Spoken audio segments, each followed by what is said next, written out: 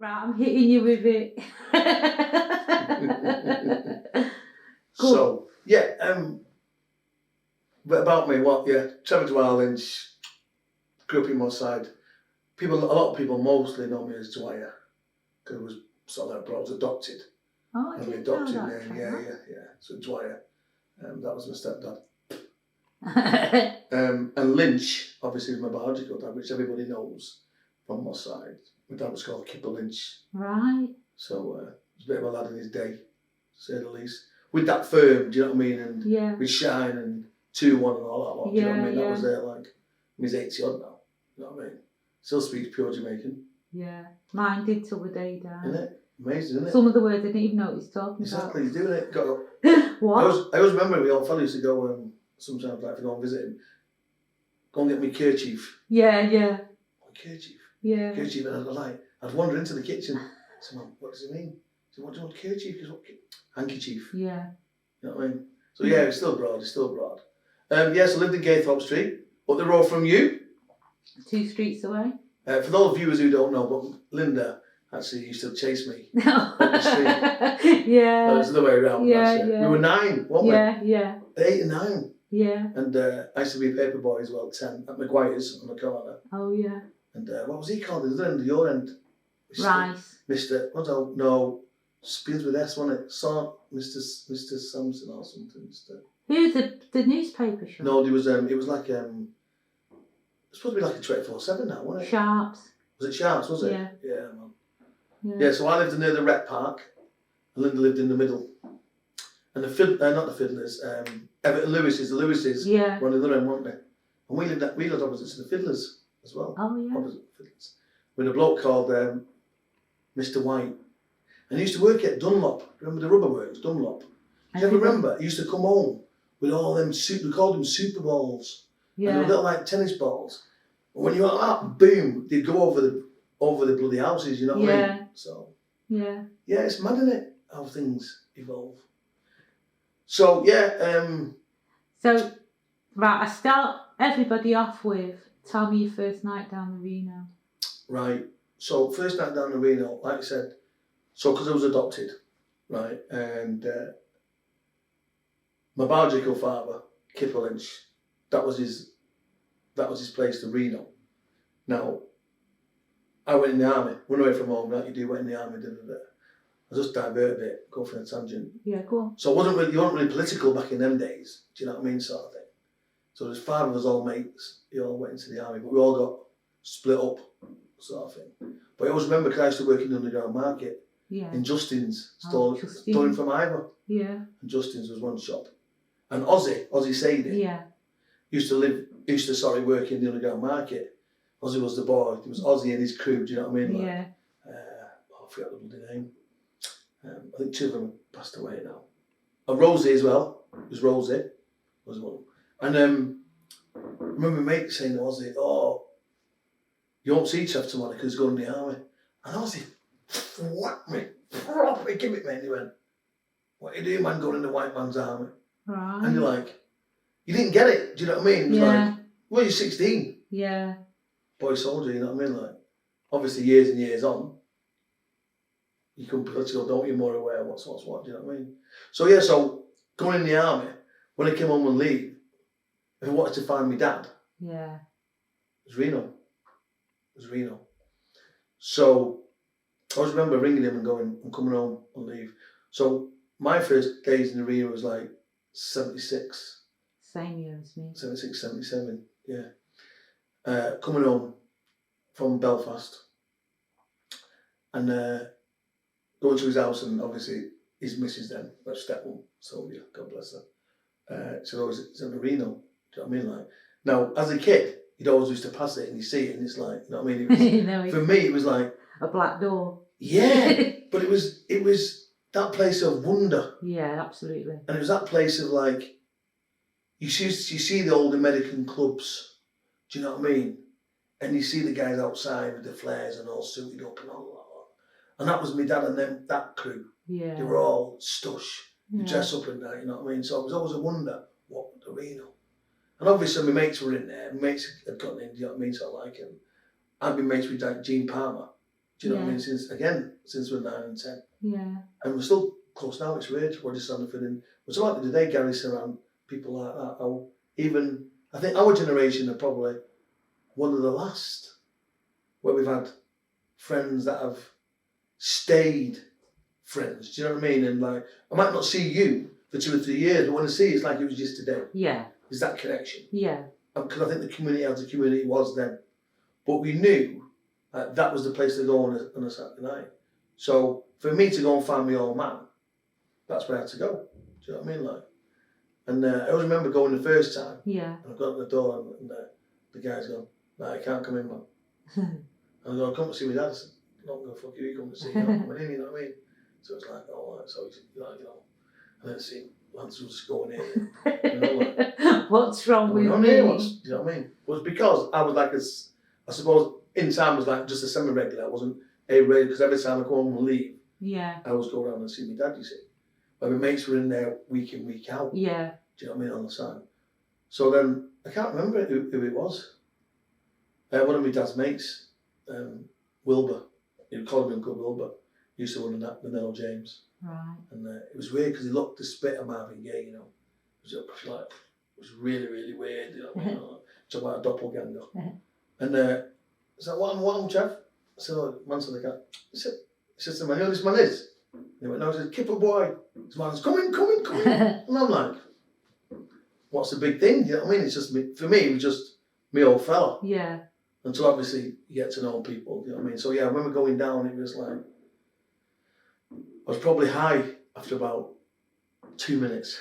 I remember going in, man, just like, fuck, dark, the clouds, you know what I mean? It was just like, and then you had all the mixed race brothers were on the other side on one wall. Yeah. With the black guys, you know what I mean? And then like a few white women were in between, dancing with black guys, all mixed race brothers, you know what I mean? Because again, even then though, in them times, that's what we had, didn't we? We had the separation. Yeah. But we still that, it was very much, obviously, and akin to probably South Africa now. South Africa, whites, mixed race, half caste, blacks. You know what I mean? So I always remember that. But being in the army, we had the most black soldiers, high populace of black soldiers in the British Army. It was the King's Regiment. Right. So they were from Manchester and Liverpool. The best things we were good at was football and fighting. Right. Scouts Who do I know that's in this King's Regiment? Because loads of you was in the army, weren't you? That I didn't know. What's it called? Keith Brandy. Right. Brandy. The Brandys were there. There was Spence. The Spences. Courtney Harrison. A kid called Johnny Williams, but he lived Rusholme. Right. I bet you'll know the faces when you see them and go, do you know what I mean? So it was mad. So for me to go down, you know what I mean, it was weird. And then obviously it was, if you weren't in there, now, so you'd be up, do you know what I mean? And you were there, it was just, that was the first time, I think in your head, you go, and you sort of like become aware of who's who. Right. Tell me more what you mean. Kudos into the status. Absolutely. So the status, so obviously the big man then, well, like obviously my dad's old era, who were lads and who'd been there in the 60s, Teddy Boys and all that, and done it all, you know what I mean, like blah, blah, blah, and we're still run. Yeah. You know. And then obviously you got lads below them coming through. So they would be like Ozzy and the lads, and Cotty. Yeah. You know, again, me and Cotty go way, way back. Do you know what I mean? Since we were about 8 with Cotty. Yeah. And I was 2 years older than me, but I was a bit misbehaved, mischievous at school. I thought it was because I was a bad kid, but I wasn't. It's because of what had gone on in my head. And at home, do you know what I mean? I was like, oh, I'm not about saying it, but I was like physically abused kid, you know what I mean? Okay, so my stepdad. Stepdad, yeah, stepdad. So I always thought I was a bad kid. So obviously that transmits into school, doesn't it? And but I was bored and mischievous, and they thought, oh, to channel him, we'll put him up into a couple of years.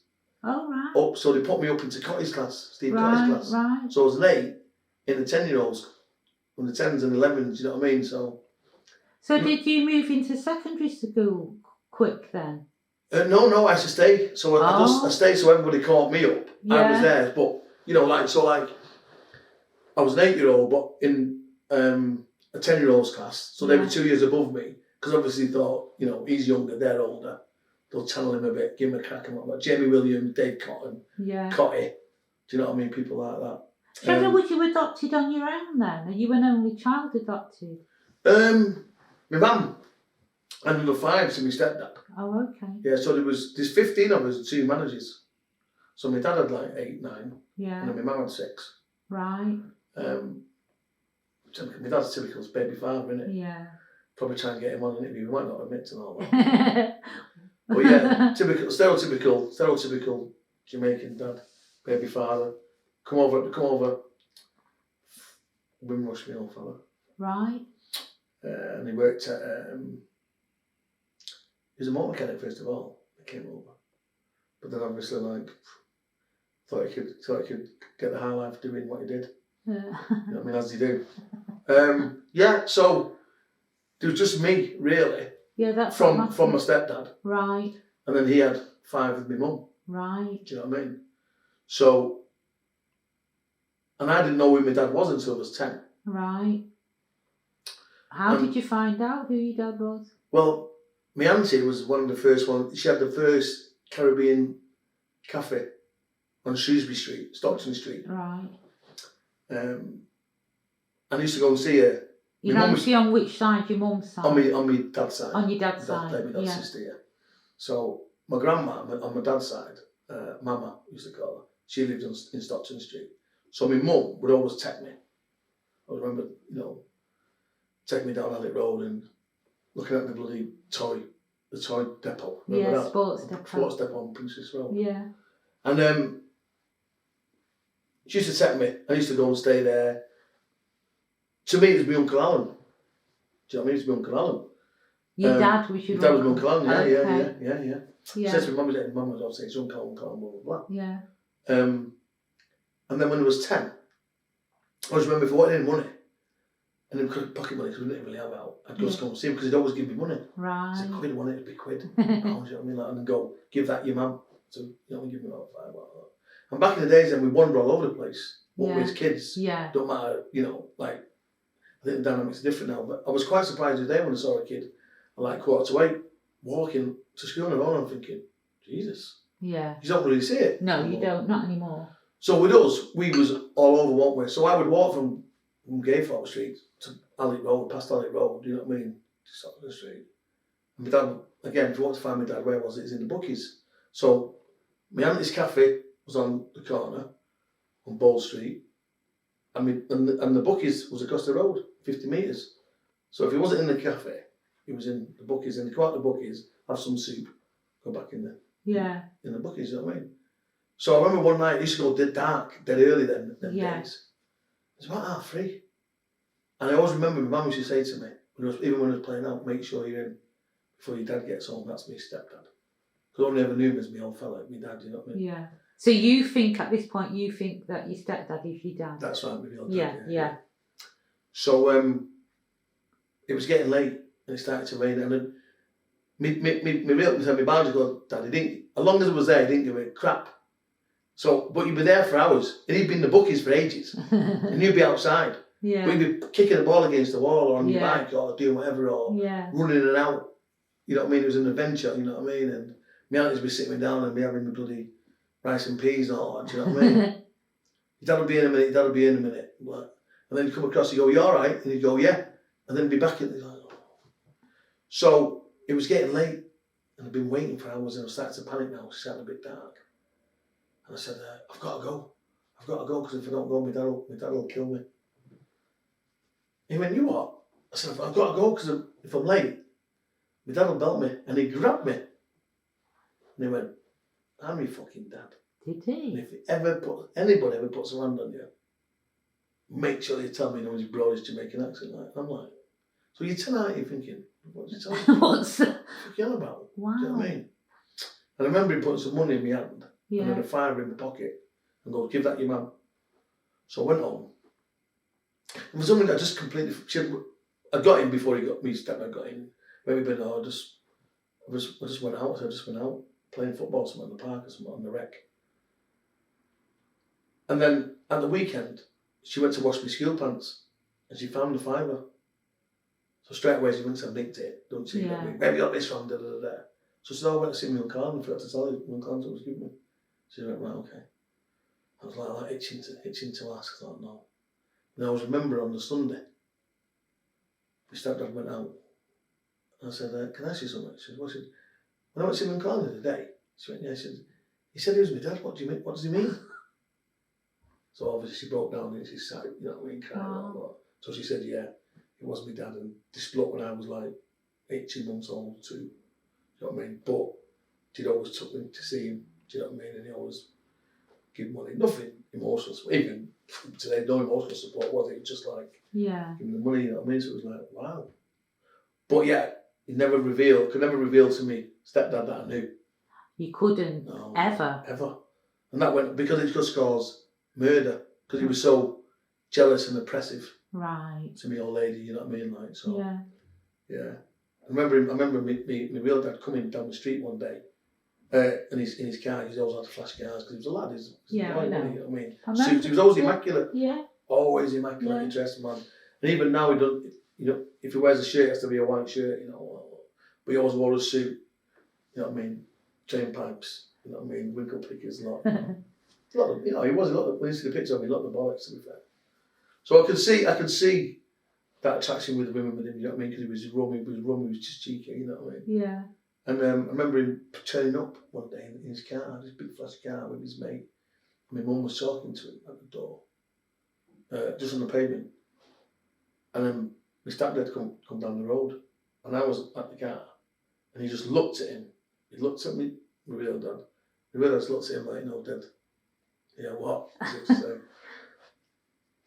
Didn't think anything out of it, me. Yeah. Obviously, the dread in my mum. Do you know what I mean? Like, when he left, all this hell broke loose. You know what I mean? Wow. So it was never a case. She never admitted to him that I knew. Up until I was 25. Wow. So he never knew you knew. No, never knew that I knew. Because I always remember him after that incident. He said, "See that bloke there? He's your dad. Da, da, da, da, blah blah blah blah blah. Is this? Is that?" And just totally berated him. Do you know what I mean? He was everything, just which he was. Yeah. But I was like, I'm a kid. What are you on about? You know what I mean, sort of thing.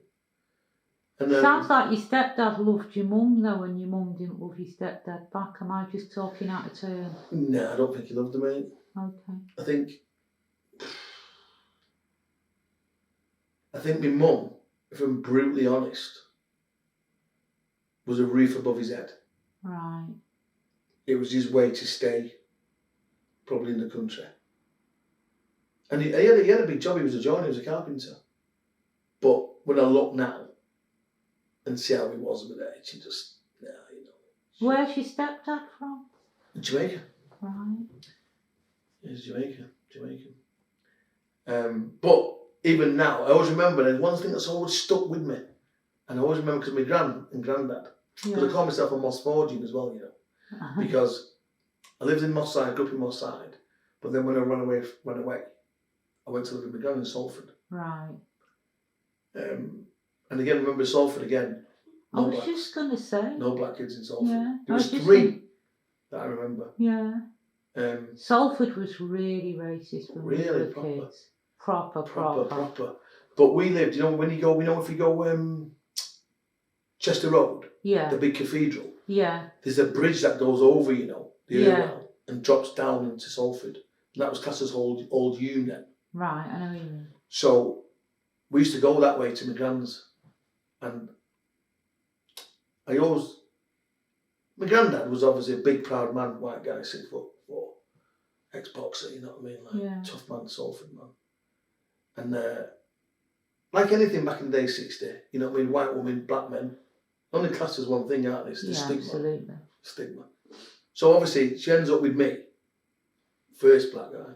All hell breaks loose. My granddad kicks her out. She ends up, I'd say, living with my dad's sisters. Yeah. And Auntie's in Moss Side. That was connections, sort of thing. Probably in a flat, something similar to this. Probably in one room. Trevor. One room. Yeah, in a big house. Big house. And then my gran, after about 12 months, I'm like, just went, now I'm bringing her home because she's not living there. And my granddad couldn't get enough of me. Oh. He loved me to death. Yeah. And it was a shame because I'm trying to, I don't really have a lot of pictures because I split up with my missus has got a lot of bloody pictures. I've got one on my phone when I was about 20, my big afro. Yeah. It's happened to loads of you, Trevor. But I noticed a picture of my granddad and me on a windowsill in one of the old houses with my cousins, with 2 white cousins and my granddad, white granddad and me, sat there, this black kid. And he loved me to death. Oh. He loved me to death, my granddad. And then my mum then jumped out the frying pan into the fire. Wow. Ended up with a stepdad. Ended up having 5 kids with him. Well, 6, one of my brothers died. She had 2 twins, my mum. But I always remember when I was about 10, going to Salford and saying to him, having to tell him that she was pregnant.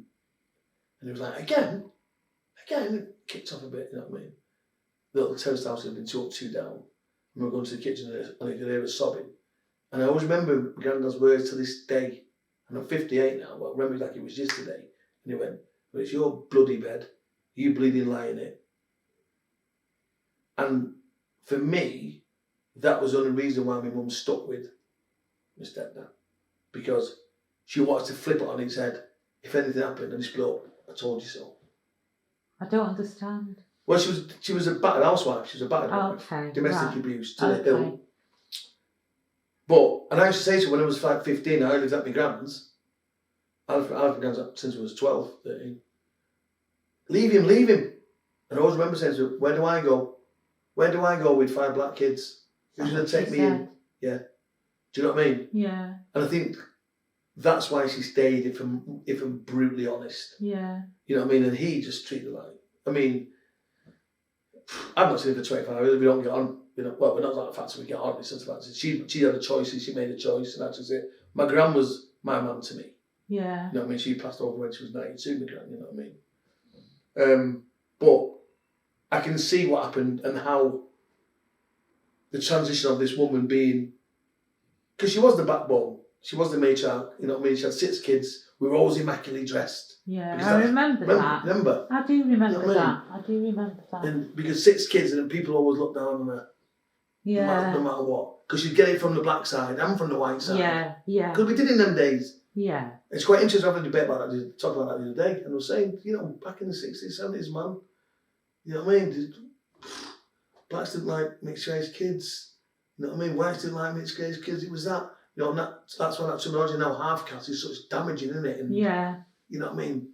The label that they banged on us. I said, it's only black consciousness come about. It was like, you know. I like the word half caste though. Do you? Yeah, I like it like the black Americans like nigger. Really? I do. Wow. Yeah. You see, because I don't use that.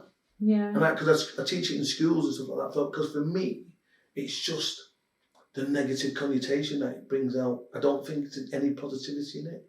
And I think with the half caste, I'm thinking, well, half of what? Because I used to think, half of what? What? Half of what? So yeah, all right, I'm half my mum. Do you know what I mean? And I don't describe my white roots. And I've obviously embraced my black roots more than anything, but it was just the way it was used. I think it's that intention behind the word, isn't it? Do you know what I mean? I never seen it like that. I've just seen it, I don't know, I must just be stupid. No, because I just seen it as just a word.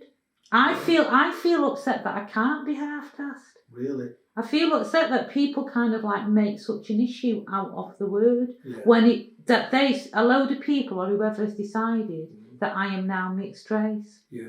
That gets me because I think who decides? Well, we know who decides. Yeah, White middle classes decide to go, because it's like, you know, that bar black shit thing. Yeah. Now, obviously, if you look into deep depths of it, people have their own interpretation of it and say whatever. But I've never had anybody come in the street and say to me, "Oh, good afternoon, sir, we're doing a survey. Bar black sheep, does it offend you? Yes, or does exactly. it not?" Do you know what I mean? But then suddenly, you don't use it anymore. Yeah. Blackboard, you don't use it anymore. And I'm like, well, that's what you're on. Do you know what I mean? I don't know how to describe this I don't even know what I actually mean, but to me, all of that is racist. To make decisions as if we're like children or animals or whatever is offensive to me. Well, I agree, because there's no collaboration. No, exactly. No one's, like I said, no one stopped me in the street and said that. They just make decisions for us. Yeah. So when they use that, I know terminology evolves, so it's gone from half caste to mixed race and even PC, dual heritage. Yeah, yeah. Do you know what I mean? Biracial. Biracial. So like, what are you going to be called in 5 years' time? Yeah. Because you are what you are. No, exactly. That's all you are. Do you know You what I just are what you are. Your mum happens to be white and your dad happens to be black. And it's quite they funny. shagged at some point. Yeah, End that's what I said. End of story. Yeah. I said because I used to do some mentoring. I went to a teacher's assistant in Juicy, which is my old school, you know. And they're talking about culture and all that. And I brought my mate in and we're chatting about. And I said, he's dual heritage. And I went, well, I went, he's mixed race. Shut up, sir, he's white. I went, tell me what you are, Marvin. He's Irish, Swedish. Yeah, so he's mixed race. And they're going, and you can see looking at it, I said, what? I said, he's mixed. No, but what? Because you straight away stereotypically think that labels you as mixed race straight away. I said, but if you go to Jamaica, there's people who are this colour who have black parents. Yeah. There's people who are white. My dad's about your colour. Not much darker than you. Yeah. I said, there's people who are white who are pure Jamaican. Yeah. And yeah, exactly. In Seaford Town, in there's Seaford, whole things of Germans. Germans, fantastic. Who are Jamaican. Yeah.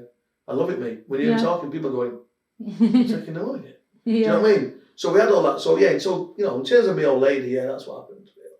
So, but I was always drawn back to my side. Yeah. That was my roots. That's all my mates there. I felt a sense of belonging. Do you know what I mean? Sort of thing. Like I said, I went from Juice, went to a school in Swinton. It was like Alabama. How come you went to a school? Because you went that way to live, yeah. You know what I mean? And Mum thinks, oh. So go back to the Reno. What did you think the first night? You just said you just told me about like the different things. Did you feel anything about the mixed race that was in the Reno?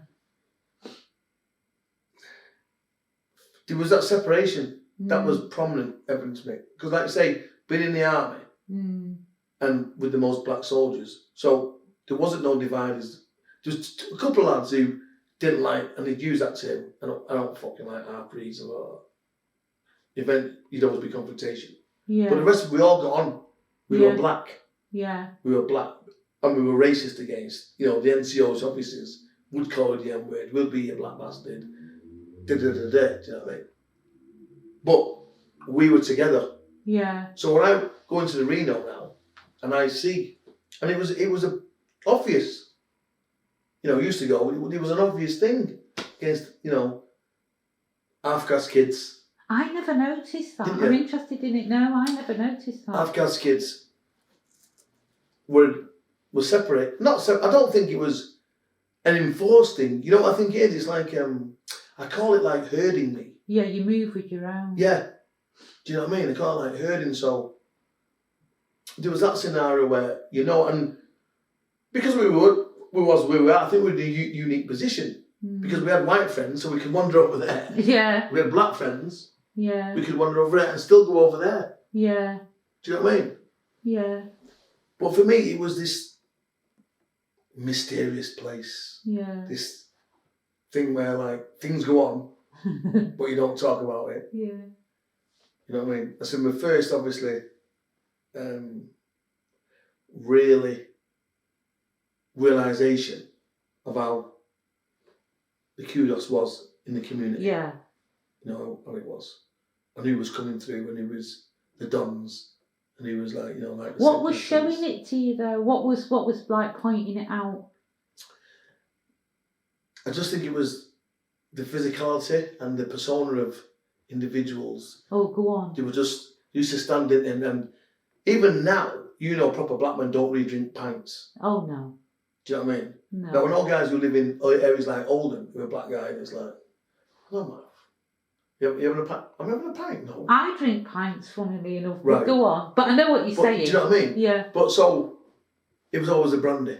Yeah. It was a short one, it was a brandy. You know what I mean? Yeah. It's even the way they hold the glass. Even the way, do you know what I mean? Yeah, it's kind of like sort of hanging. And it's just like, they were cool. So it's that too cool for school type thing. Yeah. You know what I mean? And they were sharp, man. They always were sharp. So then you see that the younger kids, they were starting to be sharp. You know what I mean? So it might be a new pair of shoes or a new pair of slacks or something. Do you know what I mean? But where the older guys were always there, You know what I mean? Even with the Tilbys or, you know what I mean, the old Jamaican guys with the suits on and looking. The camel coat. The camel coats. Yeah. You know what I mean? It's like, you know what I mean? Yeah, it's even the way they say hello. Isn't it? Well, it's like it is, isn't it? Well, I say because that can mean thousands of things in Jamaican, couldn't it? No, no, exactly. If a woman walks across, they go, see if they can go. That can mean she's all right. Yeah. Or they go, I can stay with her. Or do you know what I mean? Or some guy comes in you don't like. It'll be that again. So it could mean hundreds of bloody things, you know what I mean? Like, and I say it, I do because I do a bit of stand up and I say it, we talk about it. That could mean loads of things. No, it's true. Do you know what I mean? It's a silent language. But which I loved about it as well. And doing that, you see a black guy, I could go to America, I could go to Canada, I could go anywhere. I see the black guy and you go, and he reciprocates. Yeah. That's another something going. But what's funny for me now, because of the clips it makes, I think as West Indians or people from the Caribbean, we presume that every black man we see is from the Caribbean. Yeah. So when you go like that, and the man goes, hey. Oh, yeah. I don't know you. Yeah. You know what I mean? Yeah. Because it's African. So different. So different. Because we think it's from the Caribbean, so it's like, yeah. You know me. It's like, and it makes me laugh. It makes me laugh because in some ways you flip it and you can think, that's why white people must think that, you know, black people are all from the Caribbean or all African. Yeah. And the other day I was in a chippy. I was in a chippy. And I just said to this guy, do you know what time it is, mate? And he just started speaking French. Okay. And he was black. And just started I was like, the man's gone mad. I'm like, oh, parle français, is that weird? No, mate, that's all I know. That's all I know. Do you know what I mean? But I think we have this thing. So when I'm going into the Reno now, and everyone's like, letting on to everyone. All right. It's just like, on to me. My British Army lads. Do you know what I mean? Yeah. And it was mad. It was mad. So for me, that was my thing. If I ever wanted to find my dad, it had to be the Reno. So then obviously we used to go loads of times to see him, and then I'd go just to meet my mates. Yeah. You know what I mean? And he'd come in about 3 and 4, 5 in the morning or whatever. So then it became just a specific thing just to find him. It was because I go into town and then I'd be going to Reno later on. Yeah. And that was the buzz. Yeah. You know, it was the music, you know, Persian and Yeah. cool, you know what I mean? And it was great because I went to school with Ewan Clark. Oh, okay. So obviously seeing Ewan evolve Yeah. from that and into the Hacienda and all that, Yeah, do you know what I mean? yeah. So it was great, and for me, it was that sense of belonging because although I lived in Salford, but I could go back and it was like I'd never left. Yeah. You know, I'd never left, you know. Well, I've been missing for years in the arts and it's like I've never left. And that's unique, isn't it? Yeah, absolutely. And I took my son's 35 now, my daughter's there. But even, you know, I've taken him quite a few times, but the first time I took him, I said, this is where, you know, because I was born in Witham Hospital, this is where I lived in the heart. I can't just look at the houses and go, geez, and it's small. Yeah. And it's mad because when you were a kid, our street was like a mile long, wasn't it? Yeah. And now I think, Jesus, how small is it? Princess Road. You know, I loved it. I loved it. Alec Road. Alec Road, busy, wasn't it? Yeah, shopping. with property Everyone, shops. everyone up on Saturday. I'm dying to ask you something. You know that lip sync? Is it a white equivalent? The lip sync? No, that what you was just doing where they say, hello, I can't just bring things on. Do it. Right, is there a white equivalent? No, I don't think there is. I was just say hiya, don't they? Yeah, I don't know. I smile. But you know what makes me laugh? I do that. Have you ever seen people do this? They get upset every now. Now, for me, I'm laughing because, you see, with me, my comedy goes to, because the PC world, I say it goes to the edge.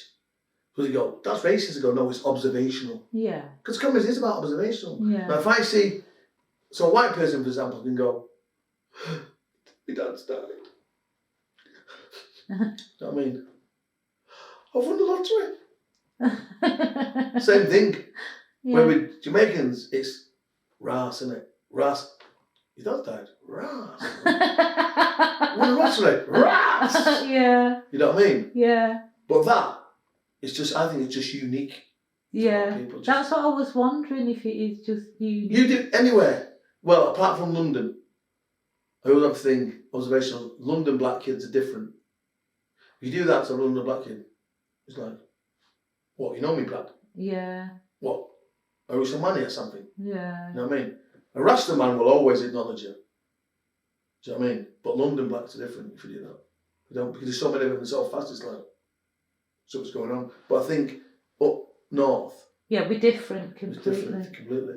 But for me, the Reno was like, you see the old films, do you know what I mean? And clubs, and for me, that was what it was. It was an exciting thing, and you had the eclectic mix of people, a different demographic, you know what I mean? Yeah. The people, you know, you had, don't label that, you just had us working class people, then you'd have people of fame. You know what I mean? I fucking remember Muhammad Ali going down there. Was you there? No, I wasn't there, no, but my old fella was. Oh, so was your dad there? Dad was there, yeah. Right, My dad was all yeah. down there, yeah, with his lot. Like I say, he was, you know, people who know him, do you know what I mean? Like, he was always like, and it was quite interesting because, like, no matter where you went or bars, even though you go to the West End or something like that, it's like, you know, it's Kipper son. It was like, Yeah. in some ways you felt quite, no, it must be good. Think about it, do you because know what my I mean? mum and dad were workers, so I never had that kudos. right, Yeah. yeah. So he was always like, you know, yeah. Weird. But it was just so exciting. I remember taking mates from Salford Yeah, oh, down go there, on. you know what I mean? And even mates from the army. Right. And they go, I can't remember where we were still in town. I think we went to Placemates. Yeah. And that was only because I think that Mike Schaff was about back in the day. And another, oh, yeah. I can't remember, there was another black DJ, I can't remember his name though. But it was that quota, one that he had a quota. So if 5 black kids went out, they let 4 in, the 5th one wouldn't be in. And that was their excuse for you not to get in. Because they'd go, sorry, we're full up now. Oh, right, and then because you won't want to go in without No, your you mate. You know what I mean? Like, yeah. And there was loads of that. Oh, it's man. not quite the same when you're a girl. They mostly always right. let girls in. Yeah. That's it. But the lads would be like, nah, sorry lads. And I always remember we used to call it, what was it? Fire hazard. Yeah, oh yeah. And that was our hair. Yeah, I've heard this a lot. The afros. Sorry, fire hazard, what do you mean? No, man, the hair's too big, man. All that crap. But I remember taking them down to and they were shit scared. Was it? White kids, I was pissing myself, do you know what I mean? And it's only now, we talk about it years later, and I said, well, you just think that you were scared, and as black people, we had to endure that 24/7 every day, going into areas where we are the odd one out. Yeah. You know, I remember, like I said, we in the army, we were based down south, and you'd go into a fucking village pub, do you know what I mean? And 2 or 3 black guys like and be like, because they'd never seen black kids. Do you know what I mean? Well, even if they don't, you know, this is an odd one. Even if they don't look at you like that, I feel like that. You feel it, yeah. Yeah. You know, when I've gone into village pubs or village tea shop or something, nobody might not be doing nothing to me, but I feel it inside me. I think there's that inherent thing within us. Yeah. Because we've had it all the time. Yeah, I don't know what it is. I think it's because we have it and we're used to that. You know? But yeah, so it was weird. So I remember taking them down there, but I'm coming out and they were like, you stood against, I always remember stood against the wall. And Yeah. Go and get a drink, man.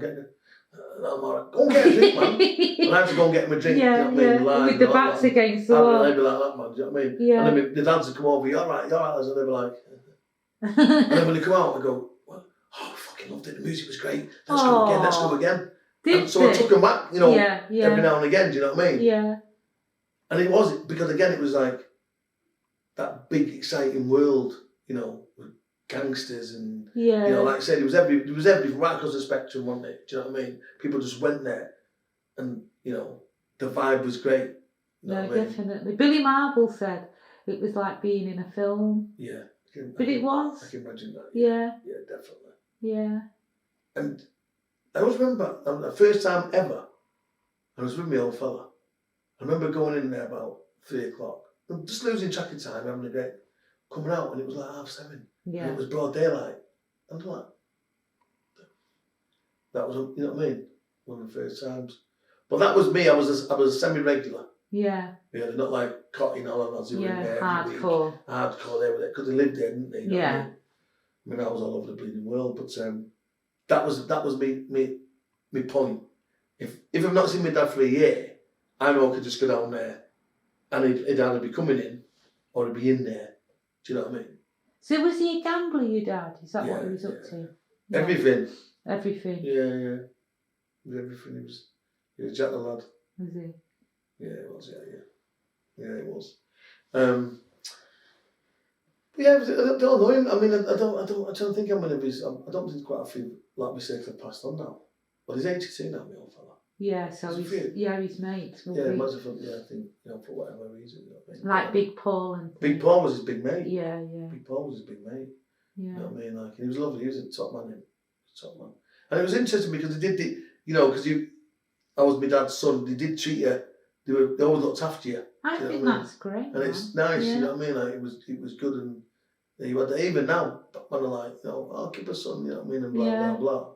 You know what I mean? But yeah, it was. Do you know what else I think is nice about you though, Trevor? You never tried to live up to it. No. Do you get other people who go, oh yeah, I'm Kipper's son, watch this. Yeah. No, never. I've always been like that, and it doesn't bother me. Yeah. And even like, as an actor, same thing. It's just a job. You're successful, right? What you do, produce, direct. You're just you. Yeah. And it's just something that I do. I get embarrassed by it all. Sometimes that big, obviously, because I was in Corrie. But for me, that's not a great bit of work. With all due respect, there's 63 actors in Corrie. Some of the writing can be great, but for me, I love the theatre because theatre is where it's at. You've got to be on it. Yeah. You've got to switch. But I fell out with one a really close mate because every time we'd go out, he'd go, say he never met you as well. I'd go, oh, this is Trevor, you ever met? Yeah, he used to be in Corrie. That's a bit embarrassing, isn't it? And I got cheesed off with it. And even now, some of my mates now, they go, shut up. I'm not interested. I've done more than that. I've been an actor for 28 years. I came out of the army, did lots of stuff. Do you know what I mean? Like, went back to drama school when I was 30. Wow. You know what I mean? Like, but even when I was in the army, I was always acting. Was you? Because it was school, that's what they did at school. You see, they channeled me, you see. So, because I was so expressive, so they put me to a school play. My first play was like, I went to see a pantomime at the Library Theatre, but was amazed by it all. Which pantomime? Snow White. Right, okay. And I loved it. And then they put me in a school play called The Golden Goose. Okay. And it started off from them. And then I did it. And then I did Steinbeck of Mice and Men. Yeah. And someone said, oh, you should do it. And Louis Emmerich, yeah. He was like Louis Grant. He played Mickey in Brookside, he was my best mate. And he was already an actor. Yeah. And he said, you should do it. We got it. I was like, no, I can't do it. Why did you think you couldn't? I was never given that positivity. Do you know what I mean? I was never given that positivity, really. To be able to do what I wanted to do. You know what I mean? I was that's because of my stepdad. There's no self-expression in our house, you know what I mean? And it was strict Jamaican, strict Jamaican. What does strict Jamaican mean? You don't talk, there are big people in the room, you don't talk. Yeah. You know what I mean? So there's not all that. And even at football, I was quite good at football, and I was remembering, and although I support Man United, but I had Charles for City, and he stopped me from going. Why? It's because that's where he was. He didn't like me, quite, because I wasn't his. Right. Do you know what I mean? It wasn't his. Plain and simple. Yeah, plain and simple. And it's that, you know what I mean? But yeah, it was okay for him to have another son. Did he? But not for me mum, yeah. So we never got on something like that sort of thing. But yeah, I always called him Dad. Out of that respect. What do you call? But so I had two dads. Oh, so you call them both Dad? Yeah. When I found out my real dad was, But yeah, never the two really knew about whatever. So it was like that double real life sort of thing. But that's the essence of being mixed race, isn't it? Mm. Two lives. Two lives, man. Yeah, two ways of seeing, because it starts odd in the house, isn't it? Yeah. Two different cultures. Absolutely. Isn't it? Yeah. Day in and day out. That is an odd situation to be in. Totally. And it's weird because, like, obviously because he can speak patois. Yeah. He speak patois with my Jamaican mates, you know what I mean? Like you would do. But then, you know, if you went back to the house and most of it's a bit like, you know, it's a bit like a parody of East is East. Go on. Do you know what I mean? No, tell me. Well, I think, you know, so you've got the two cultures, haven't you? East is East there, where they're eating bacon, aren't they, in Port. When the dad comes home, it's like, get rid of it all. Yeah. Do you know what I mean? And act Asian when he's in the gaff. Yeah. But then the neighbours were all white. Yeah. So, for example, if I come home from school and my mum's mates were in, who were white, it wouldn't be like, yeah, well, go on. To my brothers or whatever, you know what I mean? You'd be speaking just English. You know what I mean? But then when you left, you break into a bit of patois and, do you know what I mean? Shut up, man, and blah. Do you know what I mean? No. It was weird. So for us, because my real dad was broad Jamaican and my stepdad was broad Jamaican. Yeah. So in order for us to understand him, we'd have to learn. Yeah, you would. The patois. Yeah, we would. Come here. And you're like, yeah. So with my mum living with him and knowing, we sneak in the kitchen and what's the matter? Yeah. He wants you to come here. Yeah. Or, do you know what I mean? Stuff like that. But yeah, it was mad. I mean, I loved it. They were great times with me. And do you know what? I'm a bit weird. I know things have got to evolve, but I miss the old houses. I miss Princess Road. Yeah. Do you remember at Christmas time where Batman used to come? Have we talked about this before? No. Batman. Oh yeah, you said this. Batman used to come from the airport. Yeah. With Father Christmas. Do you remember it? No, I don't. Princess you said this Road to me before. was rammed. Yeah. And you'd be out there from 6:30 waiting for him. Waiting for Batman. For Batman, he was proper in his outfit, in his Batmobile. Yeah. And Father Christmas, and they'd go to Lewis's, to the grotto, every year. It was a massive thing where I was out. And it's funny, people don't remember that. I'm like, was I dreaming it? You might have done. No, just it was been real, mad, Trevor. It was my Alzheimer's kicking in. But going back for the Reno, it was, you know, it was that drawing thing. I knew I could go on my own. Yeah. And I might see you, I might see Cotty, I might see Ozzy, I might see this man, I might see that man. And it was great because there was no, you know, there was no hassle. You did what you did and you knew what you were getting. You know what I mean? And the characters. I had a crush on Trudy, you know. Oh, who didn't? Come on. Yeah. Trudy and Darren. It's really weird because Trudy works at Harvey Rupert, and I did as a Saturday boy. Right. And my mate Sean from Salford. And it was really weird because I used to have a small afro. So I was like Michael Jackson and he was like David Cassidy. Right. And it looked like him. Do you know what I mean? Sort of thing. And Trudy was the first black girl, well, mixed race girl that I seen working in town. Yeah, true enough. But then funny enough, how small the world is. My stepdad's best mate, his brother was this guy called Dennis, who was a manager out in Rupert, gay guy. He was the first black gay guy I've ever met in my life. The first one ever. You know what I mean? And obviously Trudy worked on reception. You know what I mean? It was mad. Then obviously I remember Dave coming to meet her. You know, after work, you know what I mean? Brennan. Dave Brennan, yeah. You know what I mean? Funny man. When you're there with your little secret club. Like I hope he gets killed by a car. Yeah, she's what's Dave now? 62? Yeah. About 62. I don't know, I think he's older. Is he older? I think right, so. Right. Yeah, you know what I mean? Trudy was great, man. Even now, even see it was like it is today. You know what I mean? She's a great girl. And then it was really weird because her daughter is the best mate of obviously Cotty's daughter. Do you know what I mean? And we went to Cotty's barbecue. Yeah. And they were there, and Trudy was there, and they were going to get married. They got married in France, didn't they, or something like that? I don't know. Yeah. It was weird. It was really weird. You're just thinking, wow, how you see things evolve, and we were kids, and now they were kids. Yeah. And blah blah. But for me, it was a special place, Reno. It was a special place. But what was more hurting is that I went away. And where was I? I think I was. I don't know if it'd been in Belize or somewhere. It went 81 and 82. Did it go 82? When did it go? Finish? Yeah. No, it went on to about 85, 86. Was it? 81, 82. I don't even know. I don't know. But I remember going away and coming back and it wasn't there. Oh, okay. It was gone. It was gone. That must be really weird. And I was like... It's at least 86 then. I was like, no. Wow. Do you know what I mean? No way. No way. Wow, that must be really weird, Trevor. It was just mad. But also because you link it so much with coming home and seeing your dad. That's the thing. Yeah. That was me. Like I said, that was my base. Your home in Pigeons. You know what I mean? That was my. You know what I mean? Essentially, you know, I couldn't. You know, that's I was in Ireland. I've been all over the world with the army. You know what I mean? Conflicts and tough shit. I could go if I wanted to find my dad. That's where I went.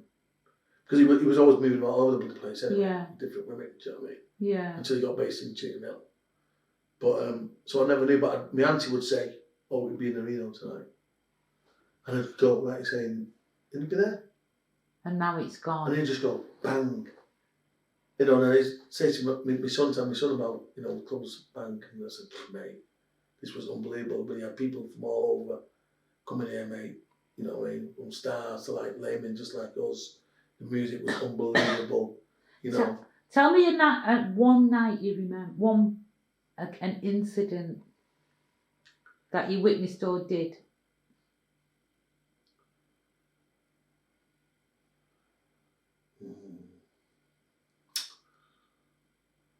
It's a bit violent though. Go on. A bit violent. I always remember. Do you remember this girl called Chips? Yeah. She doesn't want to crush on. Funny, you know. On Frank's woman? Yeah, Frank's, yeah. Frank's. And that's remembering belting her. Oh, okay. Yeah. I have to cut that. No, go on, but where did this happen? Up in the Nile, just coming down and going into the thingy, man. I remember him kicking off her about something. And we were coming down and I remember him belting her, man. I was fucking looking at him, I was like, wait, whoa. He was a big man, he was a big man, you don't get involved in a man's business, you know what I mean?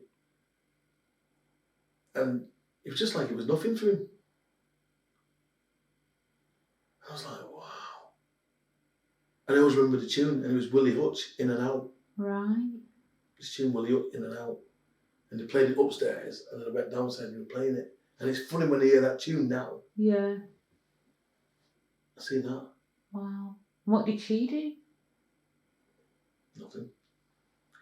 Didn't do it. I mean, it was a big argument. Just went back in a little bit, but Frank was Frank, wasn't he? You know what I mean? Back in the day there. But that's one thing I always remember that.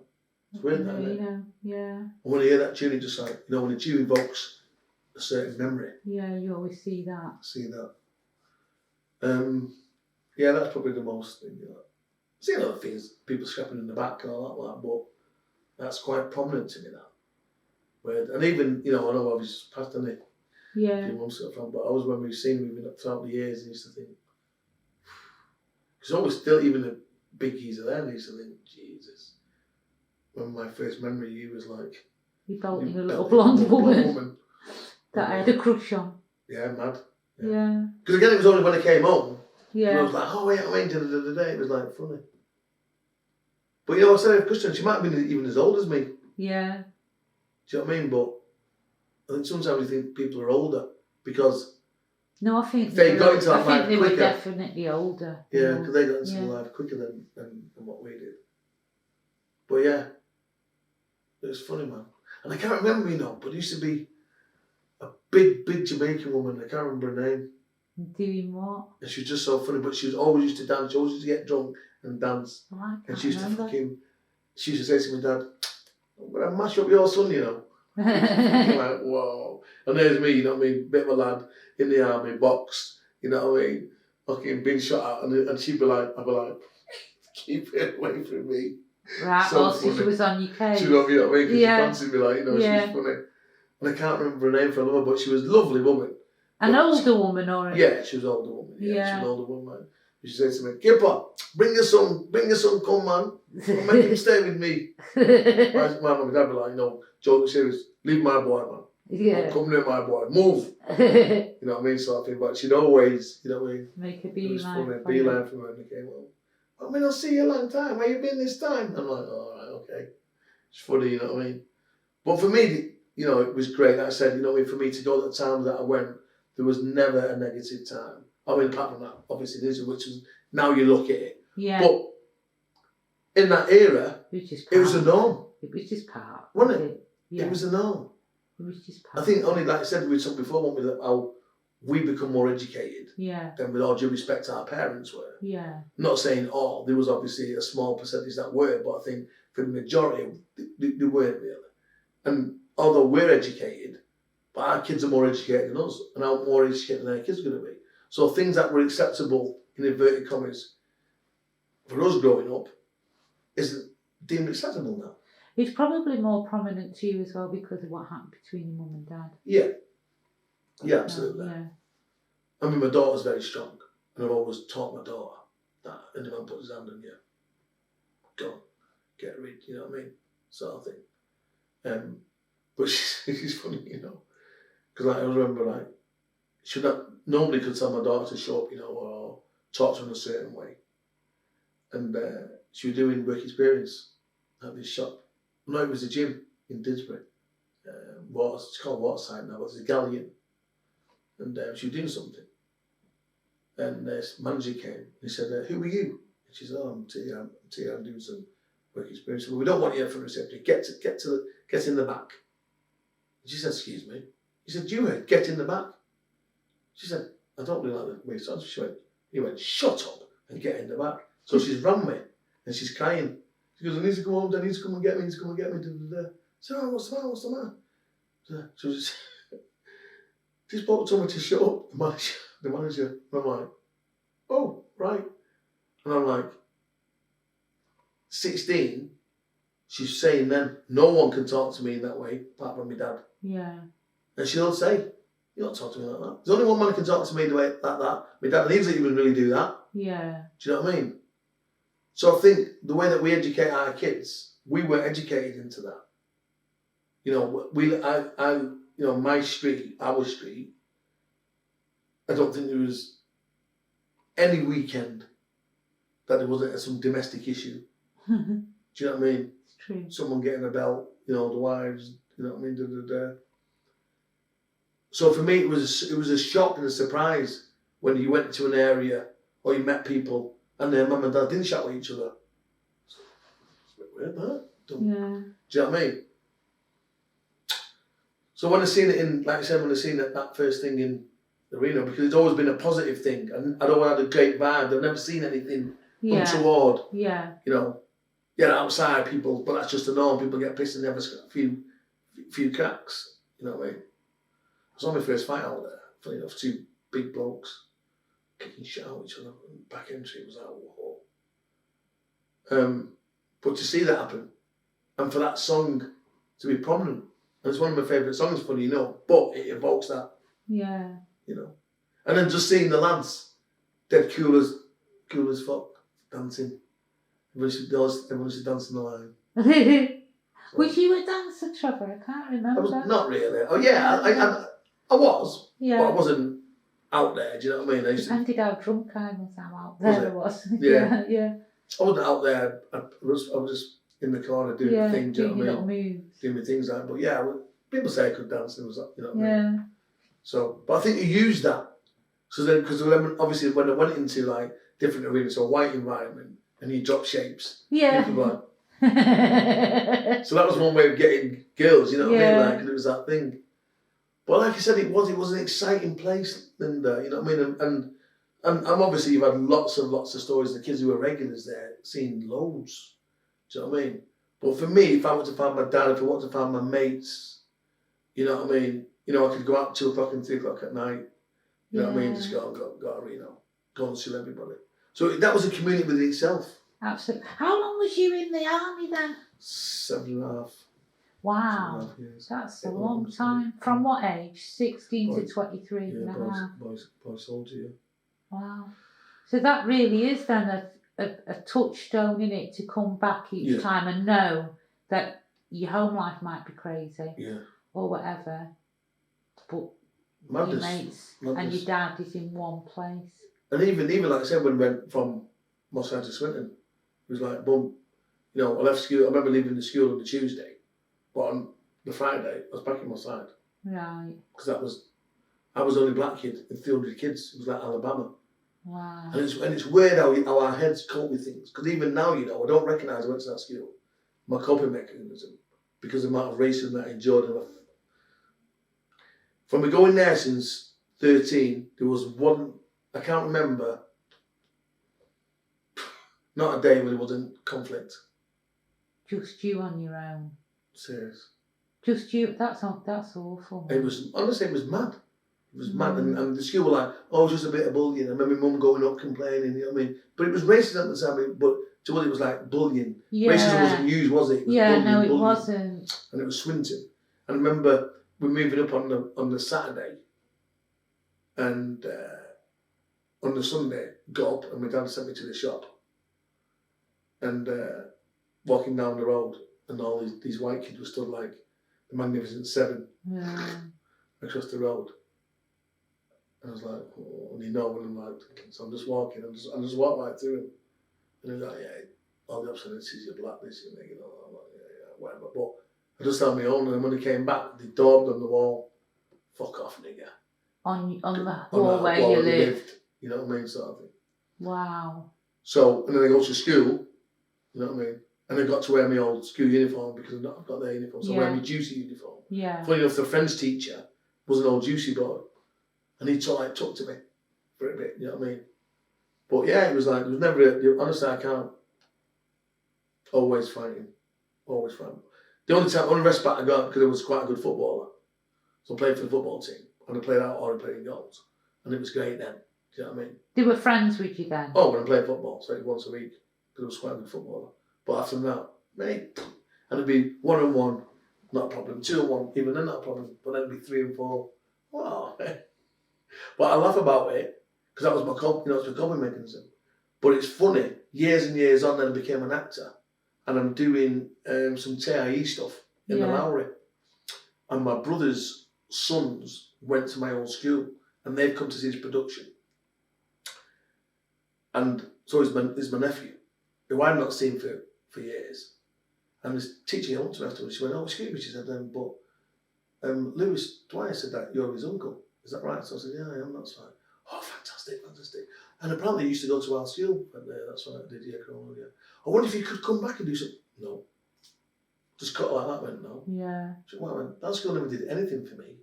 Not a thing." I said, "I'm like 33 now, been left there 15 years ago." "No." Yeah. They didn't protect me or anything. So for me, I have no association, no affiliation with that. And she was like pretty shocked, you know what I mean? And even when I'm on my CV, I never put like, the school I go up in the brass with it. I just juice it.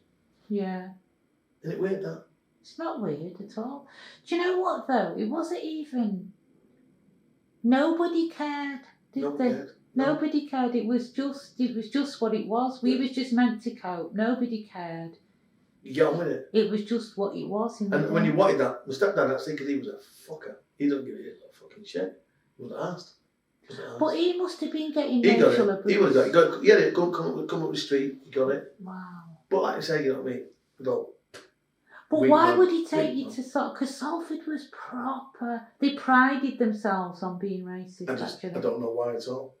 I don't know why. He obviously thought it was a better place or whatever. I'm thinking, you have not done your own. Like now, you do your research, won't you? If it was us moving now to a different area where he wants to make it better for your kids or whatever, you go and look at it and you go, well, what's the demographic here? Yeah, what's the schools like? What's this and that? Nah, mate, none of that. Just dumped in the avenue.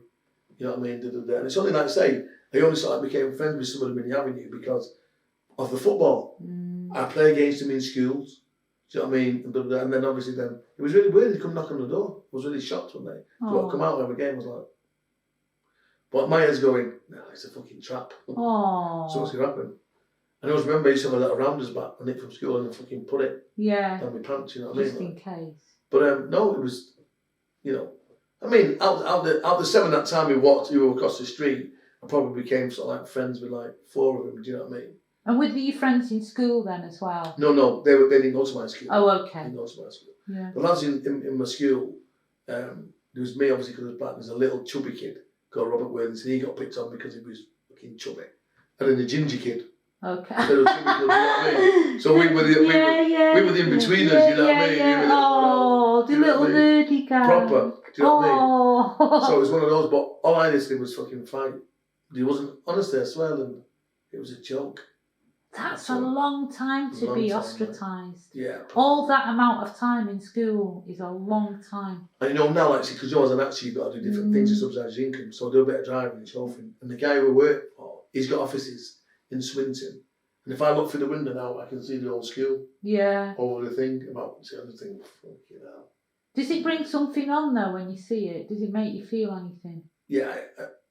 Well, no, I'm indifferent. Yeah. Because I've changed my life the way that I am. Yeah. Do you know what I mean? I'm a thought process. I try not do negativity. You know what I mean? It's just that negative emotion. I don't do it, and I try and be as positive as one. That's not to say it happens to us, of course it is. And we're not beat all the time. Yeah. But my coping mechanism is different because I've obviously learned because hate is a very, very horrible and a vivid extreme emotion. But the only one really who suffers is yourself. Yeah. You let it manifest within yourself. That person you dislike doesn't know you hate him. No, it's true enough. You just go around with a hump on your back. That's it. You? So for Swinton, no. But it's funny, but I just go, never talk about it. People talk about it, even people that I've seen at school, like people like that Facebook thing, because of me comedy nights or whatever. No. I don't want to be friends with you on Facebook. Why? You would. I was the black bastard at school. What do you want to be friends with me on fucking Facebook for? Oh no, it's true, isn't it? Do you know what I mean? So that was me. And I think that's probably why I'm quite passionate when it comes to all that racist issues and stuff like that. Do you know what I mean? And I'll equate things and look at stuff and I go, yeah. And even like now, when I tell the kids stories I tell my old kids about what we used to go through when we were kids, I said, I don't remember in Moss Side fighting with anyone because I was. Yeah, all right. We didn't really get on. Well, we did get on with black kids, but we knew there was a difference. Yeah. White kids were the same, but I can't remember fighting with or anybody calling me an half-caste bastard or a black bastard in Moss Side. No. We fought. We're all the same level. We're all fucking poor. We had no. Do you know what I mean? So we might have fought over someone nicking a football or the score or someone. I always remember fighting with a kid over, do you remember the old bloody milk bottles you used to have with a silver top? Yeah. And there used to be a gold top and a silver one. Yeah. And there's only one gold top in the whole bunch. And I remember nicking it. And this kid who got like Kid of the Week or something. It was and we fought over that. Yeah. But I never remember him saying to me, you fucking black bastard or whatever. It's when he went out to different areas. And that's the first thing we'll say to you. Fuck off, you black bastard. What? Do you know what I mean? No, I do remember it was completely inbred. Wasn't it? It was completely inbred. You know, so to me, that was me blanket. That was me, it was that sense of belonging. I didn't belong there. I despised my stepdad for taking me out of me comfort zone, I suppose to say. Do you know what I mean? With all my mates. Where I've grown up since I was born, and suddenly we're doing that. But it was twofold. Obviously, I think he thought got a better place, and second because my old fella was beginning to show more signs. So I was thinking, oh, it's making more sense now because you could never think taking someone to Salford would be a better place because it certainly wasn't. We would have known as kids. But he's illiterate. He didn't know. He's a fucking idiot. No, it makes more sense if he's taking you out of the realm of your dad. Do you know what I mean? That makes more sense. So it was that because he was so jealous and you know what I mean. It's like which I couldn't grasp. You don't grasp with them kids. Yeah. But now I do. Like I say, I understand the way that my mum's changed because of it. Yeah. You know what I mean? But such is life. But yeah, it was mad. So for me to come at any opportunity, I was back in my side. Yeah. Just go over the bridge there. Just go to me mates. You got on my side, you're right, be careful. Do you know what I mean? But then I could go back into Salford and Do you remember the last night you went in the Reno?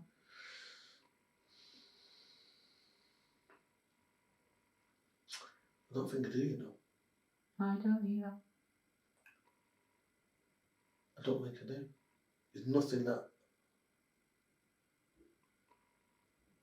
There's there's nothing that stands out for me to say that was the last time I went in there. Like I said, I think I remember just going and then going back. Not to go to Reno, just going to Moss Side. And then the building's gone. So demolished. You can't go back whether you want to or not. Do you know what I mean? Just demolished. You know. I'll tell you what I do remember after the riots. Yeah. Going back in after the riots. Yeah. And the police just fucking flooded us. And when she got the back door, and it was a little fucking back door. Yeah. The entry was as big as a loo. Wasn't big as a loo, was it? Yeah. I remember everyone came running out of there. All were dropping the weed. Even that was exciting. Dropping the weed, and everyone trying to get out. Up on top of each other's back. You know what I mean? Come on, go out, fucking out. Getting banged about, like, and yeah. that was man. But no, I can't. You know, that is really, really weird, that, isn't it? Yeah, not really. I don't think. There's many people. No. Don't we? Remember the last night? A few do, but not many. Like I said, for me, it was just a case of that. It was just a case of that. It being there and then not being there. It was like, it was literally that. Wow. You know. Yeah. But I was like that about Princess Road School. Oh. You know what I mean? And that wasn't my school. That was just because my mates used to go there. We used to go in the summer. And I suddenly go, where's the fucking school gone? You know? It's battery going. I don't know. How long have people been doing this? How long? Because you haven't gone for 20 minutes, don't you? Some of them, seen some of them. Some of them are 20, yeah, some of them are an hour and a half. Yeah. But no, that's always been my roots. That's always been my roots. You know. So I think it's all our roots, innit? Yeah. All us who come from, well, not even, you don't even really necessarily have to come from Moss Side. You just have to have a Moss Side vibe. Yeah. And a Reno vibe. And I think it's right, yeah. But I think, because it was a community, wasn't it? You know, Yeah. when people talk about communities, that was a community. The Reno. Yeah. Yeah. That was a community, and people would come from, like I say, all over. And, you know, that was probably, at first that was predominantly black. I do remember it changing, the dynamic, in terms of more white kids coming in. Do you? But that's because I think because of the need of the music was so, because you get raw, you get underground stuff, wouldn't they, which wouldn't be mainstream. And then you'd get like a mix between your Motown, your soul, your funk, your ska, your reggae. And I think kids who got into it, bang. I remember the posh ones, I remember the fucking posh kids coming. You know what I mean? We probably should have back in the day, weren't they? Students coming with some weed, you know what I mean? I remember him coming with some weed. I remember my mate giving him some fucking proper laugh, giving him some time, giving him some time outside the front. They pulled up like, I was around Princess Road and we were out there, outside Barry's we was. Remember you used to be there, close up Barry's there. And I was like, excuse me. And my mate went to the kid and I went, yeah. And they went away and they came back with a little thing and like, yeah. And it was time. Laughing me off. But yeah, it was for the lads who were there permanently. I mean, even I love, like I said, listening to, you know, watching and listening to some of the stories. And even when we went down to the hut on the Alec Road, just listening to some of them there and seeing the faces. Light up. Do you know what I mean? It was like, sometimes just like, wow. And just seeing people evolve. You see people and you go, wow, that individual's now 50 odd, 60 odd. And I remember him, you know, when they were like 19, 20. Yeah. And I'm not seeing them. And then, no, it's true. Like I've not seen Marcus for I don't know how long. Yeah. It is amazing, isn't it? Yeah. It is that. It just, yeah. But will there be, I don't think the generations have that now. I don't know. They just have what they have. They have what they have, yeah. They just have what... We come from a really particular time. I think the 70s in itself is a particular time as well of, you know, things changing. Some people think I'm wrong here, but I think despite the hassles, what was going on the outside, I think we came from an era of love in terms of music. Yeah. You know, like for the soul. Yeah. So for me, for example, so like Marvin Gaye for me is the master. So what's going on? Done in 80 well, I think it was 74, I think originally. I have no idea. 81. You know, I'm rubbish. But this music appertains to what's going on today. About ecology, about the economy, about drugs. True. And you're going, Jesus Christ, how did... So for me, it was like musical Shakespeare. But the soul music was from the heart. Yeah. So when they sang about pain and about love and about... It's what you can identify, you can feel that. And that was the tunes, it's very rare you just go... I don't know, we might just be getting old. Do you think? I don't know. But I think, so when it started going, they went, it's soul music for us, so it's soul, and all of a sudden it went to R&B. What the fucking hell? And then I was like, urban music. What's that about? And again, who labels this? Yeah. No reason we know. But for me, when you went into the Reno, you heard tunes that, 6 months later, you'd hear in a disco. Yeah. But you knew you'd hear them first. So that's how shows you how on point them DJs were. Like saying, even listening to Persian, I was listening to him, at your place a few months ago, and I was like, memorised with some of the stories, you know what I mean? As a DJ, how we just dealt with things, because it was dead cool, wasn't it? Yeah. He never said a thing. Yeah. So for me, that was the first, that was another thing that stood out for me, that the DJ didn't speak. Yeah. No. Just played the tunes. Yeah. I know that's proper, top, innit? Right. Because anywhere you went to normal club, oh yeah, special request for Linda Brogan. Yeah. She likes this, da-da-da-da. Yeah, You know what I mean? yeah. No, it's true, that had a definite, that definitely did something to the club. Yeah. You have to watch Persian's interview he did the other day where he's talking about what he wanted to create. And when he's talking about, wanted to create like a speakeasy. Yeah. But when he's talking about, I think, boy, you did actually do that. You did do that. And what he did is, the club was great, but what he created was a thing where people came to see, listen to him. Mm. Because he played, they always say, don't they, that bad DJs play what they want to play. Yeah. Or what they want to hear, but he played stuff that he liked, which he knew the crowd would like. Yeah. And it's one of those to me, I can never remember. Here's a unique thing then. Yeah. When you go to other clubs and DJs are playing the thing and they might play 5 or 6 good tracks and then they're going to fuck it up by playing something and the dance floor goes Yeah. Now I can never remember not going in there and not seeing anyone dancing. No, it's true. Unless you've got to 5 o'clock in the morning and everyone's too fucked up. Do you know what I mean? That might be possible, but even then there'd still be some fucker. Yeah, namely me. What was he called? He was great. Was it Levi Fiddler? Oh no, it'll come to me right. But he used to have the spliff. Yeah. And that man would be dancing with his spliff, but he'd throw his It's spliff Eli. up. Eli! Yeah, it's Eli. Great. Yeah. Man, the dancing man dropping his moves, shaking that spinning round. Never drop that spliff, And you see it through the night, you'll be like that. Yeah. It's slow and it's like brilliant. I used to love that. He lived right opposite to us. Yeah. We were 20, then maybe 22. It's true, 19. It's rare that the dance floor was empty. And that's and it wasn't the dance floor. Wasn't just the dance floor. It was everywhere around. It was rare that people were appreciating. Really, absolutely rare.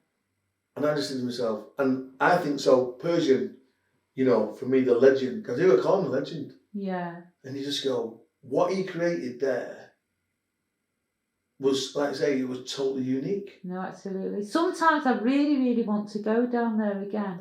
Because, as an older person now, and you're less paranoid and you less care what anyone thinks about you. Boy, I'd bust some moves now. Do you know what I mean? Like the ones that I just do in my living room. Yeah, that's how people's like, what the hell? Yeah. I'd get down, mate, man. Yeah. Yeah. Yeah, doing them splits. Yeah. Yeah. With me, that's how you dance, but I was just probably in the background. You know what I mean? But that was unique to me. You never seen people not moving. Yeah. And that's him again. Yeah. To play that. You know what I mean? And again, the good thing for me was that was in the scene Ewan, who went at Stewart, it was like, wow, look at you. Yeah. You know what I mean? He's a super Reno DJ. Yeah. Yeah. You know what I mean? Yeah. Well, what do you think? Are we off? It was good. Or do you tell me? I don't know. You tell me anything else.